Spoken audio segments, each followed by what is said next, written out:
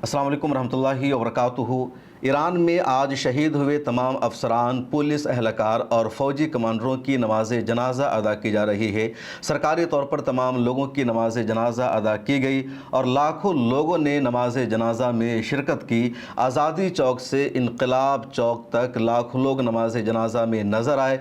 Israel के हमले में तकरीबन 60 पुलिस, आर्मी और ईरान के न्यूक्लियर प्रोग्राम से ताल्लुक़ रखने वालों की शहादत हो गई।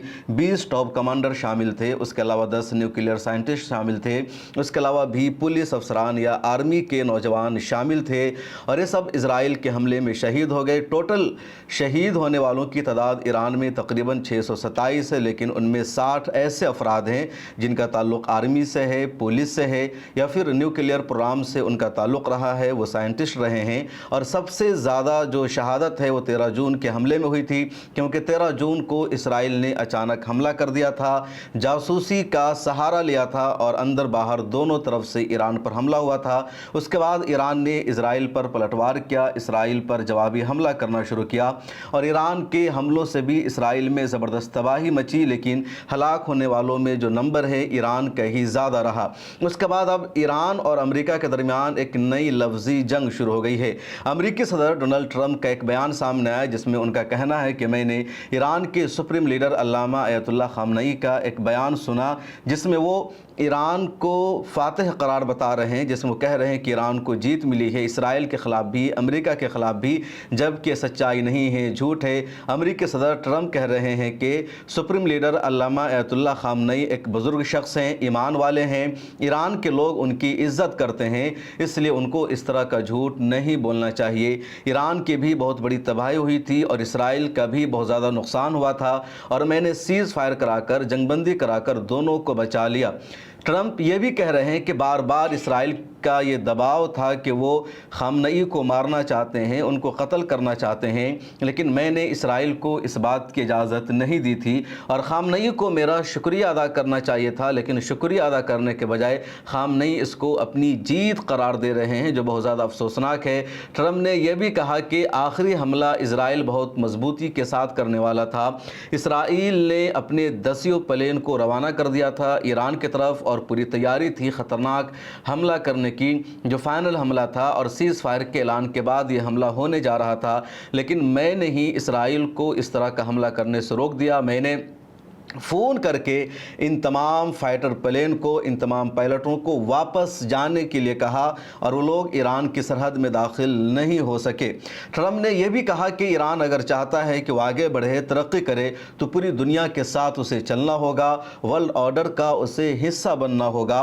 मैंने कोशिशें की थी कि ईरान पर जो पाबंदियाँ आयद है, ईरान पर जो सेक्शन है, उसमें नरमी बरती जाए, कुछ पाबंदियों को हटाया जाए और $30 अरब की इमदाद की भी मैंने पेशकश कर दी थी। लेकिन ख़ामनई का ताज़ा बयान सामने आने के बाद अब ईरान के साथ ऐसा नहीं किया जा सकता है, क्योंकि ईरान ने अपना अलग रवैया दिखाना शुरू कर दिया है। दरअसल ईरान के सुप्रीम लीडर अल्लामा अयतुल्लाह ख़ामनई ने 26 जून को अपना 13 मिनट का एक बयान जारी किया। कौम के नाम उनका खिताब था और उस खिताब में उन्होंने ईरानी कौम को मुबारकबाद पेश की और कहा कि ईरान को जीत हासिल हुई है, अमेरिका और इसराइल दोनों की ज़िल्लत आमेज़ शिकस्त हुई है और अमेरिका के जो पहले के सदूर थे, जो ईरान में रिजीम चेंज करना चाहते थे या ईरान को मिटाना चाहते थे, इसका अलल ऐलान ट्रंप ने इजहार कर दिया और ईरान ने उन दोनों को शिकस्त से दो चार किया। अमेरिका ने कहा था अनकंडीशनल सरेंडर करने को, लेकिन हम सरेंडर नहीं करते हैं, बल्कि हम जंग लड़ते हैं और हम जीत हासिल करते हैं। हमने अमेरिका के अल उदैद एयरबेस पर भी हमला किया जो कतर में मौजूद है और पिछले 70-80 सालों में ईरान दुनिया का पहला मुल्क बन गया है जिसने अमेरिका पर हमला किया है।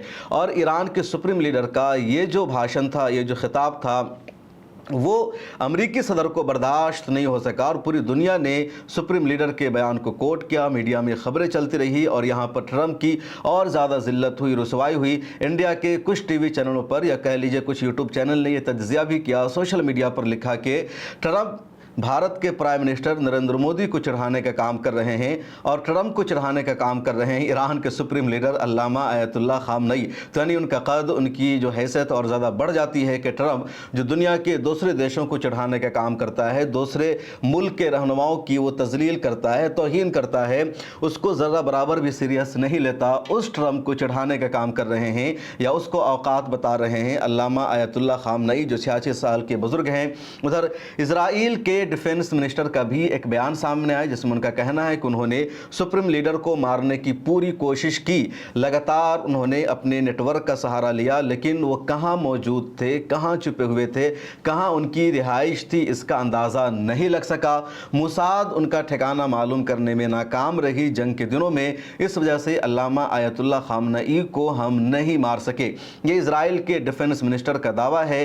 जंग के दौरान ही बेंजामिन नेतन्याहू ने एक मीडिया चैनल को इंटरव्यू देते हुए कहा था कि उनका हदफ है खामनई को ही शहीद कर देना, उनको मार देना, क्योंकि जैसे उनका खात्मा हो जाएगा फिर जंग का दोनों मकसद इजराइल को हासिल हो जाएगा, रिजीम भी चेंज हो जाएगा और ईरान का जो न्यूक्लियर प्रोग्राम है वो भी रुक जाएगा। इधर ईरान ने बार बार वाज़ेह लफ्ज़ों में कहा कि जुज़वी तौर पर, वक्ती तौर पर ईरान के न्यूक्लियर प्रोग्राम को नुकसान ज़रूर हुआ है, लेकिन ये ख़त्म नहीं हुआ है और ईरान का न्यूक्लियर प्रोग्राम आगे जारी रहेगा। जो यूरेनियम है, जो इनरिचमेंट है वो महफूज है, बाकी है और ईरान इससे पीछे नहीं हटेगा। और ईरान के इस ऐलान ने अमेरिका में और ज़्यादा हंगामा बर्पा कर दिया है और यही वजह है कि अब अमेरिकी सीनेट में, अमेरिकी कांग्रेस में ट्रंप से बार बार सवाल किया जा रहा है कि आपने कहा था हमने ईरान के न्यूक्लियर प्रोग्राम को ख़त्म कर दिया है, लेकिन वहाँ तो ये प्रोग्राम और तेज़ी से जारी है और ट्रंप के लिए अब इन सवालों का जवाब देना मुश्किल हो रहा है। उन्होंने CNN की रिपोर्टर, न्यूयॉर्क टाइम्स की रिपोर्टर और उनके जर्नलिस्ट को धमकी देना शुरू कर दिया है और कल के एक रिपोर्ट में मैंने तफसील से बताया था। इधर गज़ा पट्टी के हालात भी लगातार अबतर होते जा रहे हैं। गज़ा पट्टी में आज हमला करके इसराइल ने 100 से ज़्यादा आम फ़लस्तीनियों को शहीद कर दिया है। ख़ास तौर पर इमदादी काउंटर पर चुन चुन कर फ़लस्तीनियों को मारा जा रहा है इसराइली आर्मी के ज़रिए।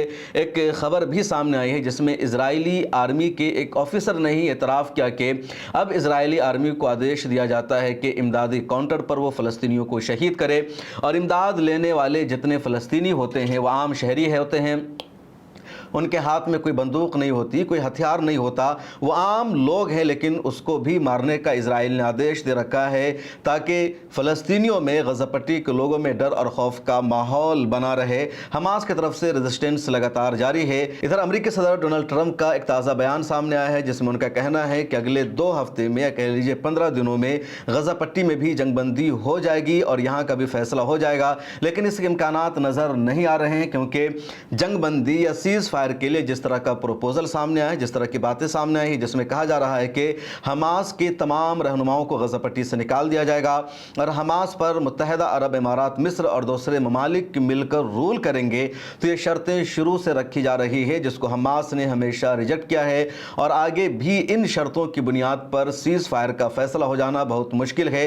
पहले भी ट्रंप ने हमास को ख़तरनाक धमकी दी थी, जहन्नम बनाने का ऐलान कर दिया था, लेकिन खुद अमेरिका का एक शहर जहन्नम में तब्दील हो गया था और अब भी इन शर्तों के साथ जंगबंदी के इम्कानात नज़र नहीं आ रहे हैं और यही ट्रंप की सबसे बड़ी मुश्किल है। अब देखना यह है कि अगले दिनों में क्या होता है।